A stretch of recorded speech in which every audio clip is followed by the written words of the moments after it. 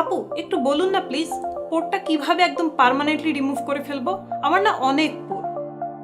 কিন্তু সত্যিই কি এই কাজটা করা পসিবল?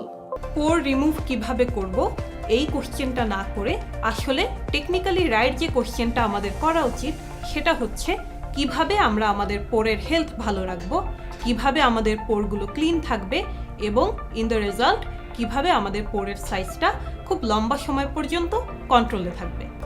প্রথমত রোমকূপটাকে ঠিকমতো পরিষ্কার রাখতে হবে বাইরে থেকে।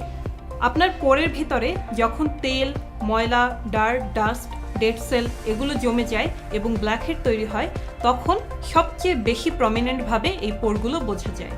সো আপনি যখনই আপনার পোরগুলোকে ক্লিন করবেন এবং এই ব্ল্যাকহেডগুলোকে কন্ট্রোলে আনবেন, তখন আপনার পোরের অ্যাপিয়ারেন্স আগের চেয়ে অনেক কমে আসবে। তাই পোরের অ্যাপিয়ারেন্স কন্ট্রোল করার জন্য ডাবল ক্লিনজিং প্রতিদিন এবং সপ্তাহে 2 থেকে 3 বার স্ক্রাব করাটা মাস্ট, যেটা আমি জানি অনেকেই ঠিকমতো করেন না।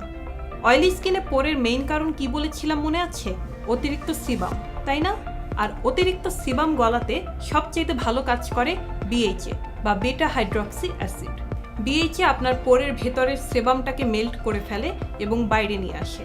সো পোরের ভেতরটা একদম ক্লিন অ্যান্ড ক্লিয়ার হয়ে যায়। সো অ্যাজ এ রেজাল্ট আপনার পোর ক্লগ হওয়ার, অ্যাকনে হওয়ার বা ব্ল্যাকহেড হওয়ার চান্সটাই আসলে সে পায় না। সেকেন্ড যে ইনগ্রেডিয়েন্টটা আপনার জন্য সবচেয়ে বেশি হেল্পফুল হবে সেটা হচ্ছে নায়াসিনামাইড। আমার মতে পার্সোনালি নায়াসিনামাইড হচ্ছে জ্যাক অব অল ট্রেডস, সে সব কাজের কাজই।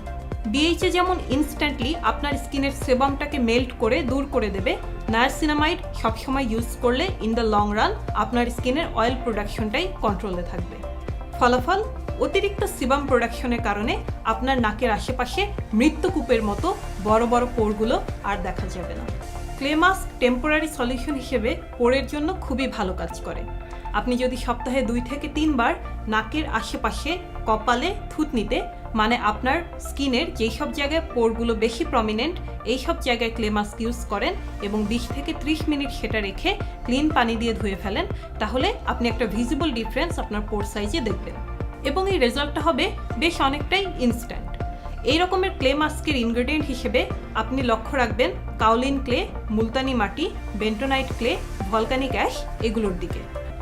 সো বোনাস টিপস, সবসময় ফেস ওয়াশের পর টোনার বা ময়শ্চারাইজার লাগাবার আগে এক টুকরো বরফ আপনি আপনার ফেসে বুলিয়ে নিন, তবে আপনার স্কিনের টেম্পারেচার অনেকটাই কন্ট্রোলে চলে আসবে। এটা আপনি প্রতিদিন বাইরে থেকে বাসায় আসার পরে করতে পারেন। এছাড়াও গরমের সময় যদি আপনার সব স্কিন কেয়ারগুলো ফ্রিজে স্টোর করতে পারেন তাহলেও খুব ভালো হয়।